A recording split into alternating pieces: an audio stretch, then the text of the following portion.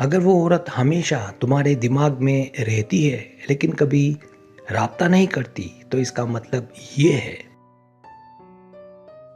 کہ آپ کے ساتھ بھی ایسا ہوتا ہے کہ وہ انسان جو آپ کی زندگی سے جا چکا ہے اس کا خیال ایک لمحے کے لیے بھی آپ کا پیچھا نہیں چھوڑتا۔ جب کوئی عورت رابطہ منقطع کر لے لیکن آپ کے ذہن پر قابض رہے تو یہ صرف ایک اتفاق نہیں بلکہ اس کے پیچھے نفسیات کے گہرے راز چھپے ہوتے ہیں۔ تصور کریں کہ ایک خالی کمرے میں خاموشی تو ہے مگر آپ کے اندر اس کی یادوں کا شور آپ کو سونے نہیں دیتا۔ آخر ایسا کیوں ہے؟ آج ہم ان 6 وجوہات کا ذکر کریں گے جو یہ ثابت کرتی ہیں کہ رابطہ نہ ہونے کے باوجود وہ آپ کے دماغ سے کیوں نہیں نکل رہی۔ پہلی وجہ ادھورا پن۔ انسانی دماغ ان کہانیوں کو کبھی نہیں بھولتا جو ادھوری رہ جائیں، اور یہی آپ کے ساتھ ہو رہا ہے۔ چونکہ اس نے بغیر بتائے یا بغیر کسی منطقی انجام کے رابطہ ختم کیا، اس لیے آپ کا ذہن اب بھی اس کا کلوزر تلاش کر رہا ہے۔ یہ بالکل ایسا ہی ہے جیسے آپ کوئی سسپینس فلم دیکھ رہے ہوں اور آخری سین سے پہلے بجلی چلی جائے۔ وہ تجسس آپ کو بے چین رکھتا ہے۔ آپ کا دماغ اس ادھوری پہیلی کو سلجھانے کی کوشش میں اسے بار بار یادوں کے اسکرین پر لاتا رہتا ہے تاکہ بات مکمل ہو سکے۔ دوسری وجہ روحانی تعلق۔ کبھی کبھی خاموشی کا مطلب ختم ہو جانا نہیں بلکہ ایک گہرا روحانی اشارہ ہوتا ہے جو آپ کو محسوس ہو رہا ہے۔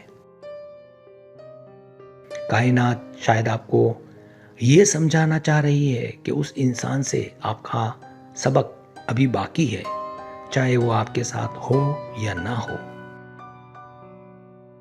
جیسے دور کہیں بجنے والی گھنٹی کی گونج دیر تک سنائی دیتی ہے، ویسے ہی اس کی موجودگی کی لہریں آپ کے احساس سے ٹکراتی رہتی ہیں۔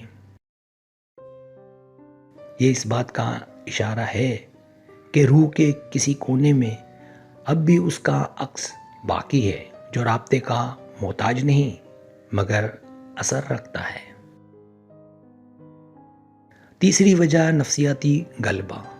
کیا آپ جانتے ہیں کہ کچھ لوگ خاموش رہ کر بھی آپ کے جذبات پر پہلے سے زیادہ اثر انداز ہونے کی طاقت رکھتے ہیں؟ اس کا رابطہ نہ کرنا دراصل آپ کے لیے ایک خاموش اذیت بن چکا ہے جو آپ کے تجسس اور توجہ کو اس کی طرف کھینچتا ہے۔ ایک شکاری کی طرح جو چھپ کر وار کرتا ہے، اس کی یہ خاموشی آپ کے دماغ میں اس کے لیے ایک ایسی جگہ بنا رہی ہے جہاں صرف وہی ہے۔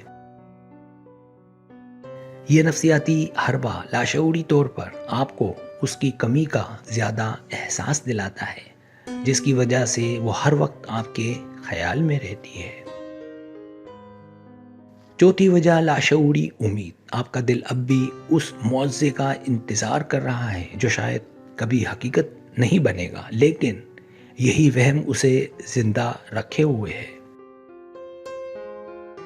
جب تک انسان کے اندر ذرا سی بھی امید باقی رہتی ہے وہ اس شخص کی یادوں کو دفن نہیں ہونے دیتا اور خود کو تکلیف دیتا ہے۔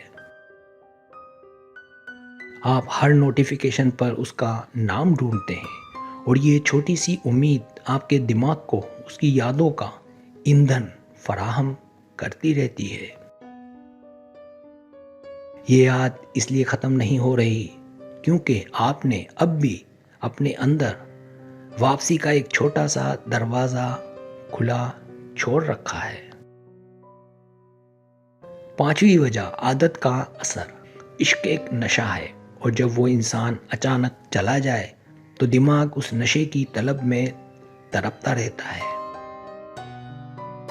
سالوں یا مہینوں کی گفتگو نے آپ کے دماغ میں جو راستے بنائے تھے وہ اتنی جلدی ختم نہیں ہوتے اور بار بار اس کی طرف لے جاتے ہیں۔